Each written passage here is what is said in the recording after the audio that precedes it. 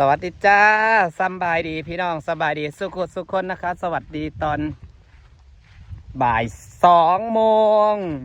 วันนี้ใครทุกคนเฮงๆโชคดีนะสำหรับวันหวยออกเด้อถึงเลข3 ตัวแล้วไปได้เข้ามาเบิ่งคลิปไว้ถึงเลข3 ตัวเด้อจ้าฝนมันจะมาแล้วพี่น้องเบิ่ง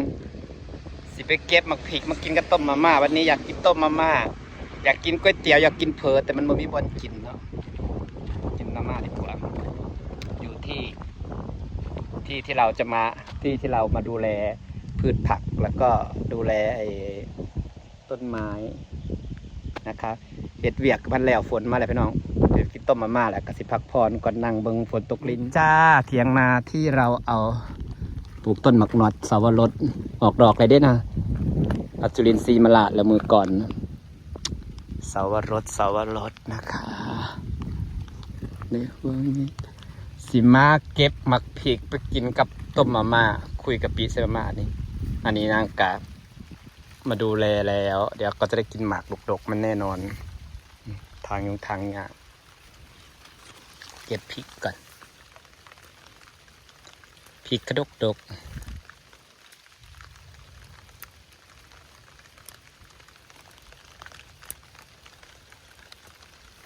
พริกดกกินต้มมาม่า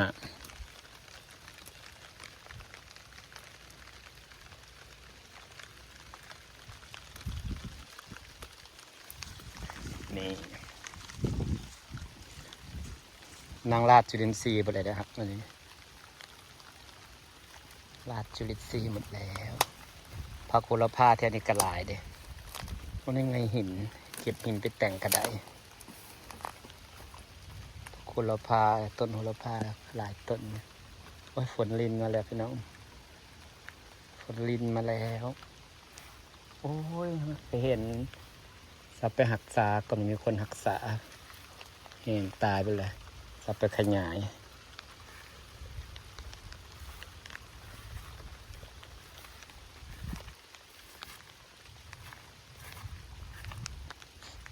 ฝั่งก็มีต้นมะพริก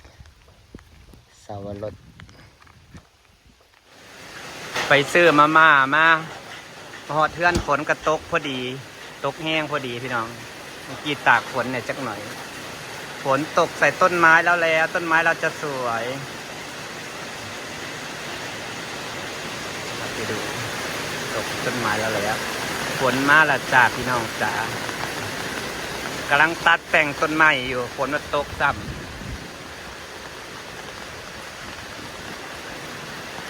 กำลังแต่งกิ่งและกระถางต้นไม้สวยปะครับแห้งพร้อมฝนก็ได้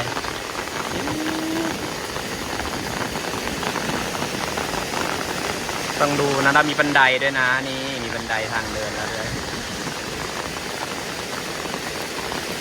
ฝนสาดฝนตกกลับพี่น้องเอ้ยกำลังทางต้นไม้ฝนตกซ้ำจ้ะบรรยากาศฝนตกที่บ้านสวนเรานะคะจ้ะ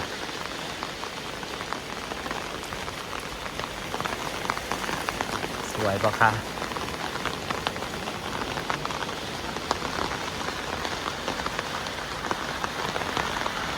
มันได้แล้วซ้ำคนวัดสิมาฮุบหยาไปให้งูว่าคือบอกว่าฮุบวะสันนางจะได้ฮุบจิ้มนะคะฮุบจิ้มอย่างเดียวนะคะนี่ค่ะกำลังตัดแต่งกิ่งไม้ค่ะบรรยากาศดีครับพี่น้องอันนี้นางทางหยาฮักกะแล้วฝนมันตกซ้ำนี่ค่ะบรรยากาศบ้านเรา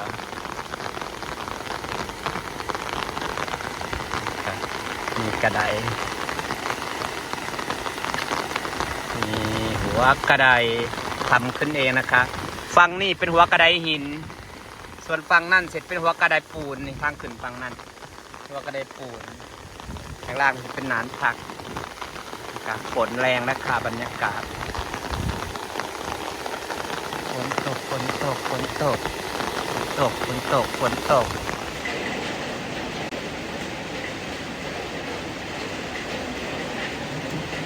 ถ่ายออกทางนอกบุกี้ผัดมืด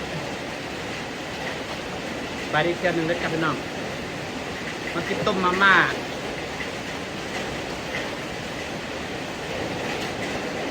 กัดติ๊กเป็นหลายบาทถ่ายมันกินมาได้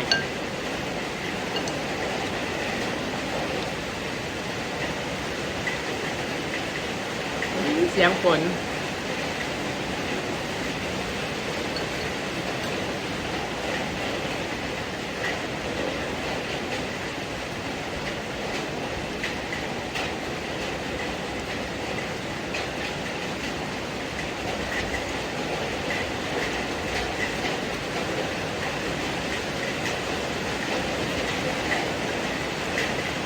บรรยากาศดีครับ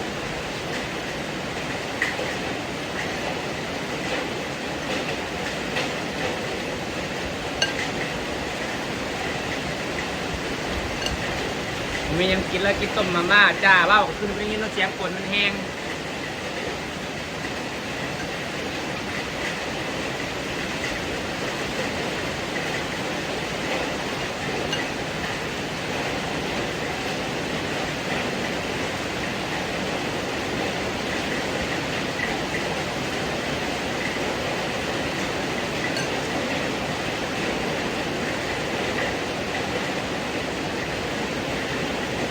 ตกแห้งหันก็บอกมันมืด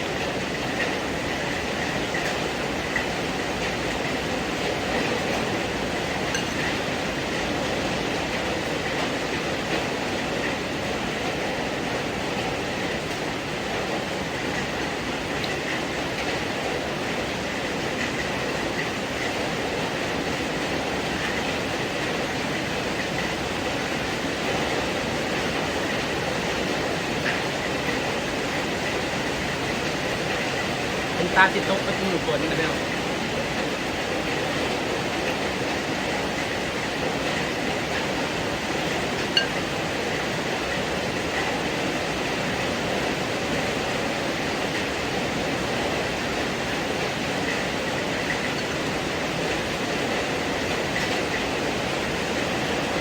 ครับ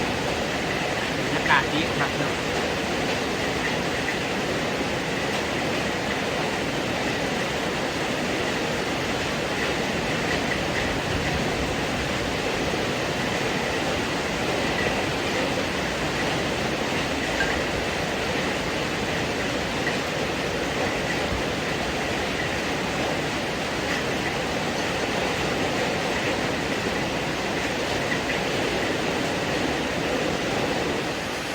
บรรยากาศดีค่ะวันนี้ฝนตกอย่างแห้ง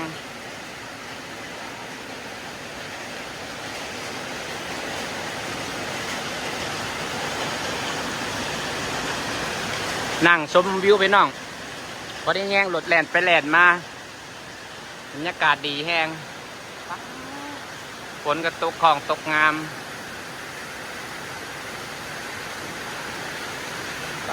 เสียงฝนสุดยอดดีฝน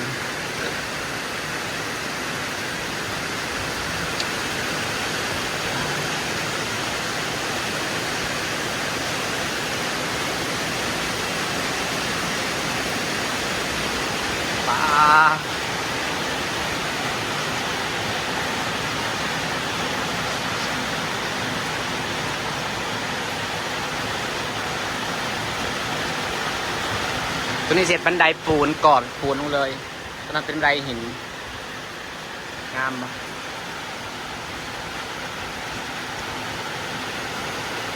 ใครแดดฝนสาดบ่ฮอดประตูแต่มีหลังคาตัวนี้เนี่ยฝนสาดฮอดประตูแดดกับบ่ฮอดประตู